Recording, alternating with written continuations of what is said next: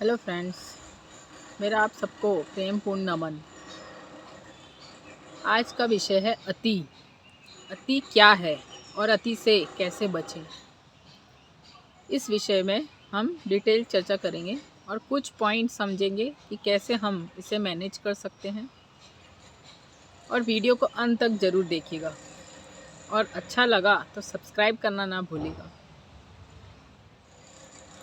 अति क्या है? अति के दो मुख्य बिंदु है, दमन और भोग। इन्हीं दो मुद्दे पर अति आधारित है। हम सब अति से वाकिफ़ है। हो सकता है कि हम शब्दों या ज्ञान की भाषा में न समझ पाएँ, लेकिन हम सब ने इनको अनुभव कर रखा है।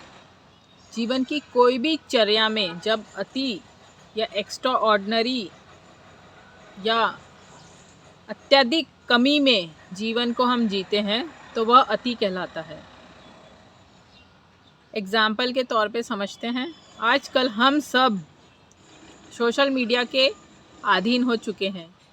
अत्यधिक सोशल मीडिया में अपना समय व्यतीत करना बेफिजूल, यह एक अति का एग्जाम्पल है।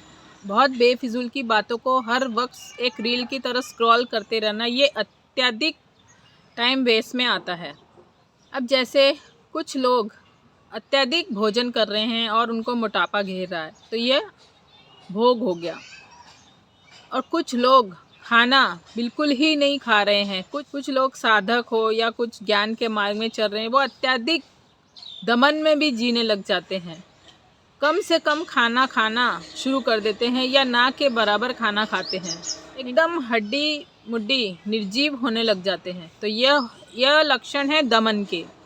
दमन और भोग, ये दो ही लक्षण है अति के। या तो आप दमन करेंगे, कमी में जिएंगे, या फिर अत्यधिक विलासिता में भोग में जिएंगे।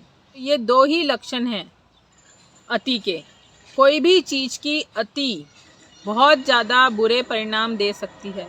अत्यधिक सोशल मीडिया में अपना समय बिताना, सोशल मीडिया के बहुत सदुपयोग हैं। अगर आप पॉजिटिव डायरेक्शन है, आपकी दृष्टिकोण पॉजिटिव है, तो सोशल मीडिया का बहुत अच्छा आज के समय में सदुपयोग है। एक ज़माने में हमें कोई भी चीज़ आसानी से उपलब्ध नहीं होती थी। ध्यान की, ज्ञान की, अच्छी बातें, पॉजिटिव चीज़ें जो मार्गदर्शन दे, खाने के बारे में भी पॉजिटिव डाइट जो मार्गदर्शन दे। आजकल हर कोई अपना अपना सोशल मीडिया पे ज्ञान दे रहा है। अब सही ज्ञान भी हम कहाँ से कैसे पकड़ें, ये भी बहुत ज़्यादा कठिन बात हो गई है। क्योंकि कुछ लोग बोलते हैं ये खाएं, कुछ बोलते हैं वही चीज़ को ना खाएं, कुछ बोलते हैं ऐसा करें, कुछ बोलते हैं वैसा करें। तो अब कौन सा ज्ञान और कौन सी जानकारी हमारे लिए सही है, ये भी आजकल सोच विचार करने का एक मुद्दा बन गया है। तो कोई भी चीज़ की अति हमारे जीवन को नष्ट कर रही है, हमारे समय को नष्ट कर रही है, हमारी ऊर्जा को नष्ट कर रही है। अत्यधिक सोशल मीडिया में रहने के सबसे बड़ा दुष्परिणाम आपका मानसिक विजुअलाइजेशन, जो इमेज और पिक्चर बनती है, वैसे ही चीज़ों को हम आकर्षित करते हैं, वैसे ही चीज़ें हम पाना चाहते हैं। क्योंकि सोशल मीडिया में जो बहुत ज़्यादा चमचमाती हुई दुनिया नज़र आती है, एक्चुअल में वो रियलिटी नहीं है। वह सिर्फ सोशल मीडिया में अपना बिजनेस चलाने के लिए इस तरह हमको दिखाया जा रहा है कि हम उससे अट्रैक्ट हों और उसमें समय बिताएं। और एक सोशल मीडिया आज के समय में बहुत बड़ा ब्रांड बन गया है कमाने के लिए। तो ज़्यादा से ज़्यादा लोग समय बिताएंगे और वह ज़्यादा से ज़्यादा कमाई का एक सोर्स बन चुका है। तो जो भी लोग को ऑनलाइन कुछ भी वर्क नहीं है या वो फिजूल अपना टाइम ऑनलाइन वेस्ट कर रहे हैं, तो उनका जीवन बहुत ज़्यादा खतरे में है। सबसे पहला कारण, आपकी आँखों में बहुत ज़्यादा इफ़ेक्ट आ जाएगा। आपकी कल्पना शक्ति, विजुअलाइजेशन में बहुत नेगेटिव इम्पैक्ट पड़ेगा। क्योंकि जैसे हम जो चीज़ें देखते हैं, हम वही चीज़ें पाने के लिए हमारी ऊर्जा, वासनाएं एक्टिव हो जाती हैं और वह नहीं मिल पाता है तो हम बहुत ज़्यादा दुखी और विषाद हो जाते हैं। क्योंकि आजकल सबको हर चीज़ अच्छे लेवल पे सबको चाहिए। मेहनत आजकल किसी को नहीं करनी है, सब कुछ आसानी से सब चीज़ें चाहिए। घर में सपोज़ मान लो एक ही व्यक्ति कमाने वाला है और सब बैठकर खाने वाले हैं, तो क्या वह व्यक्ति सबकी ज़रूरतें और इच्छाएं पूरी कर पाएगा? बिल्कुल भी नहीं। वह बेचारा अपने जीवन की चक्की में पिसता ही रह जाएगा। क्योंकि सबकी इच्छाएं पूरी करना बिल्कुल भी पॉसिबल नहीं है। सबकी ज़रूरतें पूरी करना आज मुश्किल है, तो इच्छाएं तो बहुत दूर की बात हो गई है। तो यह एक अति का बहुत अच्छा एग्जाम्पल है। सोशल मीडिया में अत्यधिक समय बिताना, जबकि आपका ऑनलाइन कोई वर्क नहीं है, यूं ही टाइम पास कर रहे हैं, यूं ही रील स्क्रॉल कर रहे हैं, अपनी रील बेफिजूल इधर उधर शेयर किए जा रहे हैं जिनका कोई सिर पैर नहीं है। ये सबसे ज़्यादा नेगेटिव हालात पैदा कर देगा। दूसरी बात, अति का दूसरा एग्जाम्पल हमारा भोजन। आज के समय में खाने पीने का, स्पेशली बच्चों के खाने पीने का कोई भी हिसाब किताब नहीं है। एक्स्ट्रा ऑर्डिनरी जो स्ट्रीट फूड कहा जाता है, चाइनीज़ फूड कहा जाता है, वह इनटेक हो रहा है। इसे हम अति के कैटेगरी में लाएंगे, जो अत्यधिक भोग की कैटेगरी में आ गया। और कुछ लोग जो बहुत ज़्यादा ज्ञानी हैं, ध्यानी हैं, या फिर बहुत जीवन में एक्स्ट्राऑर्डिनरी जानकारी रखते हैं, वो दमन की ओर जा रहे हैं। मतलब कम से कम भोजन करना, यह भी एक बीमारी के ही संकेत है। बिल्कुल ही भूख न लगना आपके जीवन को क्षीण करने की ओर ले जाता है। कुछ ऐसे साधु संतों ने ऐसी साधना कर रखी है कि कम से कम भोजन करेंगे तो आपकी काम वासना कम से कम या क्षीणी हो जाएंगी। तो इस भय के चलते ही कुछ साधक परंपराएं खाना भोजन एकदम कम से कम कर देती है कि ताकि हमारी काम वासनाएं क्षीण हो जाए। लेकिन काम वासना क्षीण करके आप कोई भी ब्रह्मचर्य को उपलब्ध नहीं हो सकते। यह दमन के रास्ते हैं। जितना ज़्यादा जो चीज़ आप दमन करेंगे वह उतनी ही प्रबलता से, फोर्स से आपके समक्ष खड़ी हो जाएंगी और आपको पागल बनाने के लिए दमन काफ़ी है। तीसरी बात, अत्यधिक शराब का सेवन करना, यह एक भोग और विलासिता के लक्षण हैं। तो यह अति का इतना बड़ा एग्जाम्पल है। अत्यधिक शराब पीना सबको पता है कि बहुत हानिकारक है, लेकिन फिर भी मनुष्य यह अति के चलते, अपनी गलत आदतों के चलते इतना ज़्यादा वासनाओं में, इच्छाओं में, तामसिक वृत्तियों में उलझे हैं कि वह अपने जीवन को यूं ही बिना मकसद के, बिना मतलब ही नष्ट किए जा रहे हैं। सबको पता है कि यह चीज़ हानिकारक है। सिगरेटें फूके जा रहे हैं, बीड़ियाँ फूके जा रहे हैं, और एक दो नहीं, ऐसा ढेरों पड़ी रहती हैं। तो ये सब अत्यधिक भोग के लक्षण हैं। चौथा बड़ा कारण, नींद। अपर्याप्त नींद होना दमन के लक्षण है, और ज़रूरत से ज़्यादा सोते रहना एक भोग का लक्षण है, आलस्य का लक्षण है। तो जो लोग पर्याप्त नींद नहीं लेते वह भी दुखी रहते हैं, और जो अत्यधिक नींद लेते हैं वह भी दुखी रहते हैं। तो ये सब लक्षण, सोशल मीडिया की लत, हमारा भोजन, हमारी नींद, कोई भी ऐसी आपकी जो मनोवृत्ति है जो अति के संकेत दे रही है, वह आपका खोजना आपका काम है कि आप किस अति में डोल रहे हैं। आजकल पांचवा सबसे बड़ा कारण, आपका जानकारी लेना। सोशल मीडिया या कहीं भी किसी भी माध्यम से जानकारी एकत्र कर लेना और उस पर बिल्कुल भी अमल नहीं करना, ये अत्यधिक भोग के लक्षण हैं। तो अत्यधिक जानकारी अज्ञानी से भी ज़्यादा खतरनाक है, क्योंकि आप उसको अमल नहीं कर रहे। हमारे मेमोरी में, हमारे माइंड के फंक्शन में, ब्रेन के फंक्शन में अत्यधिक नॉलेज स्टोर होने से बंदा कोल्हू की बैल की तरह एक ही जगह पे फंसा रहता है, कोई राइट डायरेक्शन मिल ही नहीं पाती। तो ये सबसे बड़ा आज के समय में, सोशल मीडिया के समय में प्रॉब्लम बन गया है। राइट डायरेक्शन, राइट नॉलेज और राइट समय पे चीज़ों को एक्टिव करना या उस पर एक्शन लेना, ये सबसे इम्पॉर्टेंट है। आप जानकारी भरे जा रहे हैं। किसी ने अगर मान लीजिए कोई एक डाइट का, भोजन का एक कोई वीडियो देखा कि आप ये मत खाएं तो आपका हेल्थ में ये सुधार आएगा, वो जानकारी ले लेगा, लेकिन क्या उसको 2 महीने, 3 महीने, 6 महीने उसको फॉलो करेगा? फिर वो फॉलो नहीं करेगा। कहीं और से जानकारी मिली कि ये खाएं, ऐसा करें तो ऐसा हो जाएगा, वो फिर जानकारी इकट्ठी कर लेगा, ये करूँ वो करूँ। तीसरा वीडियो देखेगा, फिर कोई जानकारी इकट्ठी कर लेगा कि मैं ऐसा खाता हूँ, ऐसा रहता हूँ, ऐसा जीता हूँ। तो फिर वह जानकारी के रूप में उसके दिमाग में स्टोर हो जाएगा, लेकिन वो कर क्यों नहीं पाता, एग्जीक्यूट करने में उसे क्या प्रॉब्लम है। तो ऐसे ही अनेक तरह के लोग हैं और अनेक तरह की वृत्तियों में फंसे हुए हैं, अनेक तरह की अतियों में विचलित हैं, फंसे हैं, दमन और भोग विलासिता में फंसे हैं। या तो अत्यधिक दमन करते हैं या तो अत्यधिक भोग में तल्लीन हैं। दोनों ही आपके सर्वनाश के लिए काफ़ी है। अब कोई भी अतियों से कैसे बचें, इसके लिए मैं आपको एक बहुत अच्छी बुद्ध भगवान की कहानी बताती हूँ। बुद्ध भगवान की एक बहुत प्रसिद्ध कहानी है, वीणा और मध्यम मार्ग, सम्यक मार्ग, संतुलित मार्ग। यह बुद्ध भगवान का खोजा हुआ ही मार्ग है, सम्यक मार्ग, मतलब संतुलन में कैसे जीना। तो इसमें बुद्ध भगवान की स्वयं की जीवनी एक छोटा सा सारांश मैं आपको बताती हूँ।